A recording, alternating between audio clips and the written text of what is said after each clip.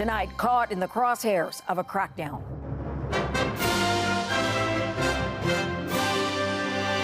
Two Canadians on a wanted list in Hong Kong with rewards to turn them in. The bounty and also the arrest warrant wouldn't stop me from advocating for Hong Kong's freedoms. The accusations against the activists. Trolled by another Trump. The rhetoric and the response to a new social media post targeting Canada. I want to see you again. Now you see me. You know what I mean. Spotlight on harassment in Hollywood. The famous actress taking legal action against a co-star. Plus, a tale of two winters. I love being able to get outside. I take this over -20 any day. It's a little bit disappointing. 'Tis the season. The Christmas forecast calls for snow, rain, and everything in between. And up, and away.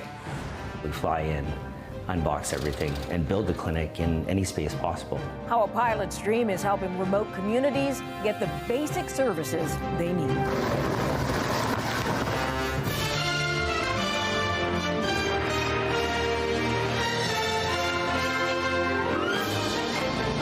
CTV National News with Omar Sachedina. Reporting tonight, Mirella Fernandez. Good evening. We begin with a breaking news story tonight. One person is dead and several others injured after a boat explosion in Fort Lauderdale, Florida. Local media is reporting that the man who died is Canadian. The blast at Fort Lauderdale Marina was caught on surveillance camera. The boat going up in flames Monday around 6 p.m. The fire spreading to a second vehicle. Received multiple 911 calls from witnesses stating they saw a boat explode. There was a boat on fire and there were people in the water. This is the video from emergency responders as they arrived at the dock. They say at least one person fell into the water at the time of the explosion. The body of that person, believed to be a Canadian, was found later by police divers. Several other people were taken to hospitals, some with injuries being described as traumatic. Two Canadians are wanted by authorities in Hong Kong. They have a bounty on their heads and warrants out for their arrests. One is a former journalist, the other an activist, both accused of working against the Hong Kong government by promoting democracy. CTV's Colton Prale reports. Hi, I'm Joe Tay. Joseph Tay is one of two Canadian activists that are the subject of a $185,000 bounty and new arrest warrants from the Hong Kong government. Hong Kong is accusing 6 pro-democracy activists in Canada and the UK of inciting secession and colluding with a foreign country or element to endanger its national security. To me, the bounty and also the arrest warrant wouldn't stop me from advocating for Hong Kong's freedoms and democracy. Tay is the founder of Hong Konger Station and plans on running for the Conservative candidacy in Markham Unionville. We need to safeguard the Chinese community. The other Canadian is Victor Ho, a former journalist who held symbolic elections for a Hong Kong parliament in exile in Toronto in 2022. Both men have pushed back against the Chinese Communist Party. What this says to Hong Kongers in Canada is that if you follow suit, if you use your voice, this will be what happens to you. And a lot of people will be deterred by that, and we cannot have that happen. Since 2023, Hong Kong has issued 19 arrest warrants against pro-democracy advocates around the world, while imposing lengthy prison sentences on dozens of its own citizens using new national security laws.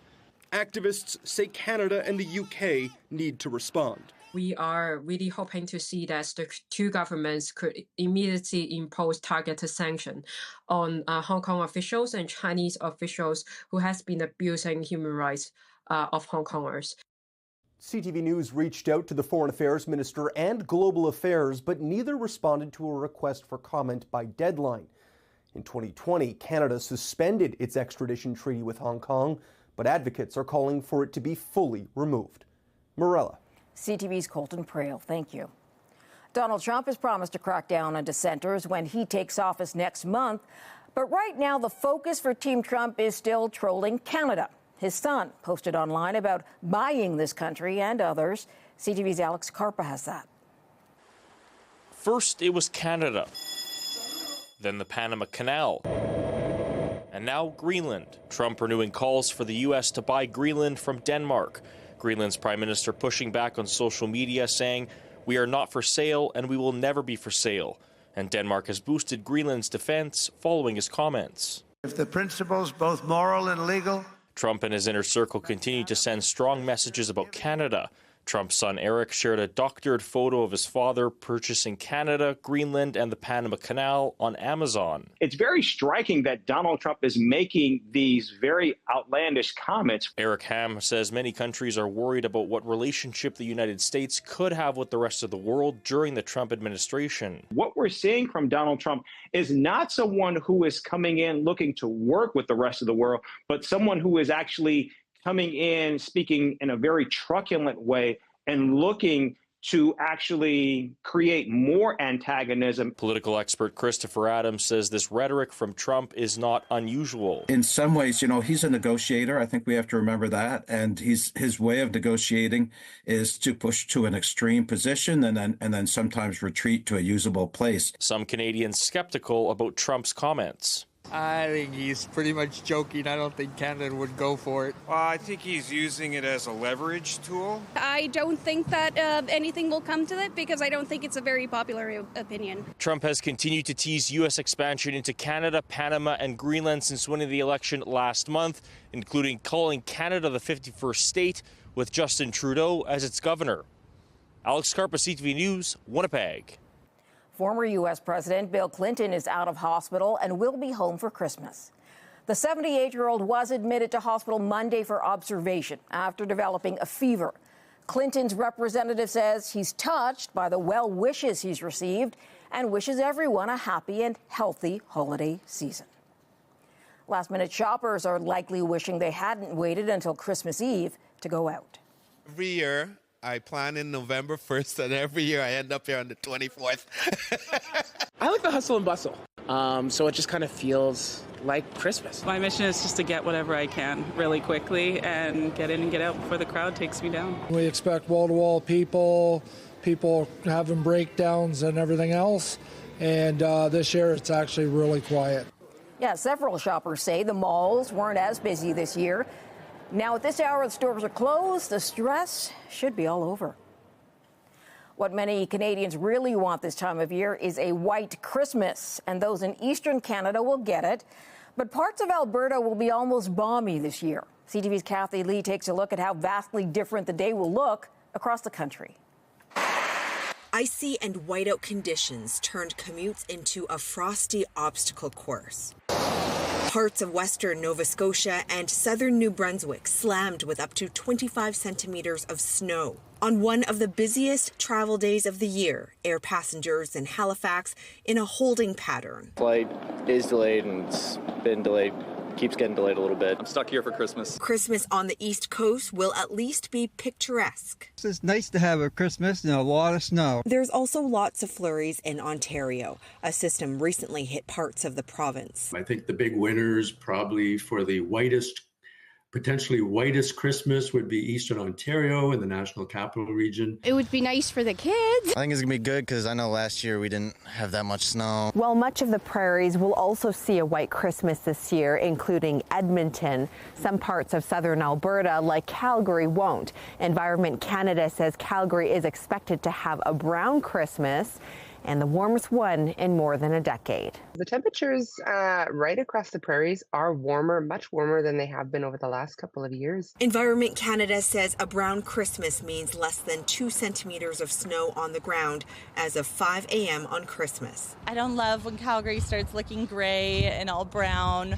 but I am very thankful that we could actually be outside. I love being able to get outside. I take this over -20 any day. The West Coast won't be in a deep freeze. Some parts of Metro Vancouver reaching 16 degrees, a historical high. It's such a gorgeous day. It's stunning. It's beautiful. But that beautiful weather falling apart on Christmas Day. A storm is expected to bring strong wind, heavy rain, and snow for the coastal mountain areas. Ferry service between Vancouver and Victoria has been preemptively cancelled. Kathy Lee, CTV News, Edmonton. It wasn't the weather, but a technical glitch that grounded American Airlines today. Thank you so much for your patience. If you so kindly Airlines grab your computers are belongings down. and your We're boarding deplaning. pass and deplane back Breaking up to the news. boarding area. I think this is a national computer failure. The FAA imposed a national ground stop order on all American Airlines flights for about an hour. About 1,500 flights were delayed, about 20 canceled. At the Vatican, Pope Francis marked Christmas Eve by kicking off the Holy Jubilee year. The pontiff knocked a few times on the ornate doors of St. Peter's Basilica to enter and launch the 2025 Jubilee year. Pope Francis then presided over Christmas Eve Mass, where he spoke about victims of war. The war in Gaza has cast its shadow over Bethlehem this Christmas Eve. The city in the occupied West Bank is said to be the birthplace of Jesus, but there aren't many celebrations. Around 70% of Bethlehem's income comes from tourism. Before COVID, the city hosted about 2 million visitors a year. This year, they're down to less than 100,000. These are turbulent times for the Prime Minister. Members of his caucus are revolting, and Justin Trudeau faces plunging poll numbers. There are calls growing for him to say something about his future. And while he didn't do that today, he did deliver his annual Christmas message. Thank you to our brave first responders, CAF members, healthcare and essential workers, and everyone who's on a job right now so that others can stay home safely. You embody what Christmas is really about: giving, gifts, food, and service to those around us. I wish joy to everyone who's celebrating today and comfort to those who are suffering. Wherever you are, I hope you find light and hope for the year ahead. Merry Christmas. Coming up, hostile Hollywood ploys. They're trying to stop a scandal from metastasizing. Actress Blake Lively calls out toxic behavior on a movie set. Plus, the Royals look to recover after a deeply challenging year. While making a movie about domestic violence, actress Blake Lively says she and others on set had to deal with sexual harassment. She points a finger at her co-star, saying Justin Baldoni also wanted to ruin her reputation. CTV's Sarah Plowman on the drama dividing Hollywood. It Ends With Us was a box office hit with mixed reviews, but it's what happened behind the scenes that's now center stage. An illegal fight between Blake Lively and co-star and director Justin Baldoni. It's worse. Yeah. No way. Yeah, no. The studio behind the film is throwing its support behind Lively, saying, "We have previously expressed our support for Blake in connection with her work on and for the film. We fully and firmly reiterate that support today," adding, "We strongly condemn any reputational attacks on her." In a legal complaint, Lively accuses Baldoni of sexual harassment on set and a smear campaign against her. Allegations Baldoni strongly denies. I think that people really grabbed onto this story because the movie It Ends With Us was about ending a cycle of violence against women. Lively's husband, Canadian actor Ryan Reynolds, has stayed publicly silent. His post today is to encourage donations to Sick Kids Hospital in Toronto. But Lively's former co-stars of the Sisterhood of the Traveling Pants are publicly coming to her side. Christina Ricci, who is someone who has been around Hollywood for a long time, saying, listen, this was very definitely a smear campaign. The complaint alleges Baldoni and others hired a crisis manager to try to protect him and harm Lively's reputation. Crisis PR is something that's used in politics and in entertainment and in sports. They're trying to stop a scandal from metastasizing. Baldoni's team is firing back. His lawyers say Lively's firm didn't have to take action, and audiences found Lively's own actions, interviews, and marketing during the promotional tour distasteful and responded organically to that which the media themselves picked up on. The co-host of Baldoni's The Man Enough podcast, Liz Plank, says she's leaving the podcast. One response to these allegations. Morella. CTV's Sarah Plowman. Still ahead, one for the record books in the skies of the Lone Star State. The holiday drone show that is hard to beat, coming up.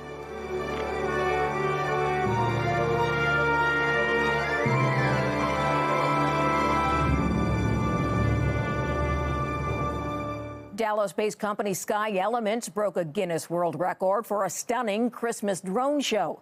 With 5,000 drones flying over North Texas, it shattered the record for longest animation performed by UAVs or drones. But it comes just days after they lost control of a drone during a show in Florida, which injured a young boy. 2024 has been a tough year for the British royal family. Both King Charles and the Princess of Wales were diagnosed with cancer. Both had to go through difficult treatment, forcing them to step out of the spotlight for months. CTV's John Vanavelli-Rao has more. The royal family will undoubtedly be content to wave goodbye to 2024 after a year that saw their battles with cancer make headlines and prompt an outpouring of concern and sympathy. And we'll be praying for them. We'll be praying for the family. People around the globe sending messages of love and support. It just goes to show you that no matter who you are, this horrible disease can get anyone. Doesn't matter whether you're famous, who you are.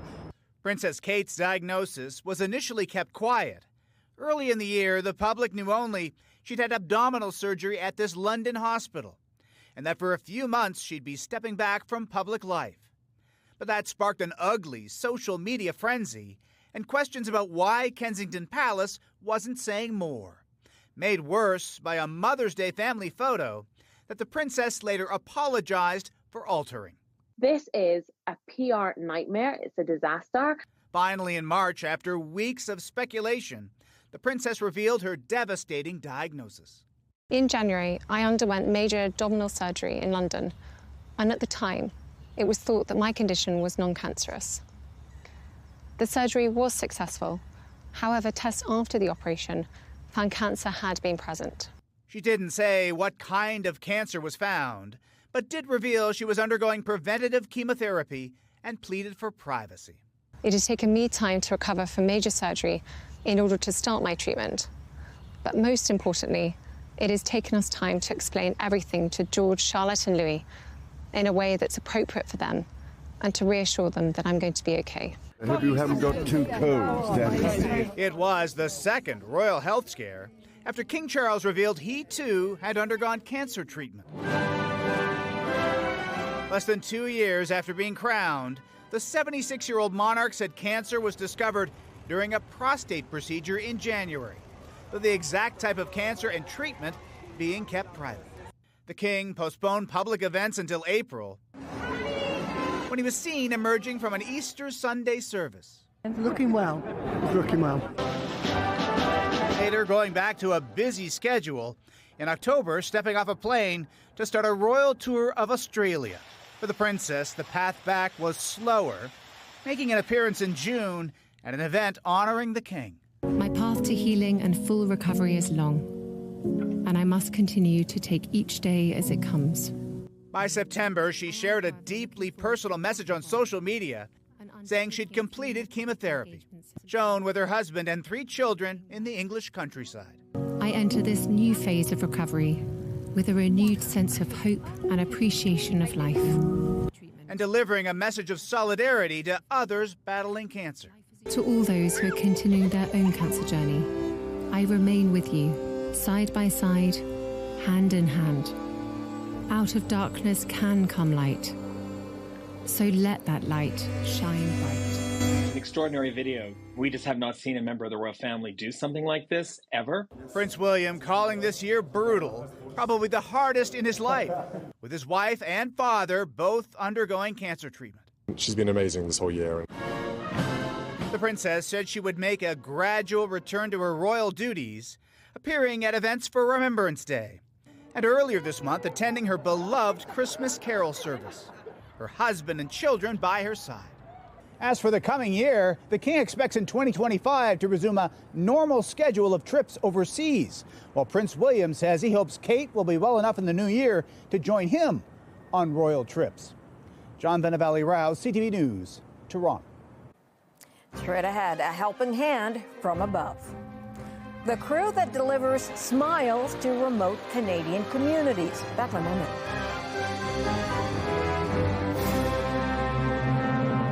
Many of our brave Canadian soldiers are spending the holiday season on duty out of the country. Some sent heartfelt wishes to loved ones back home. Happy holidays and holidays from all Calumet.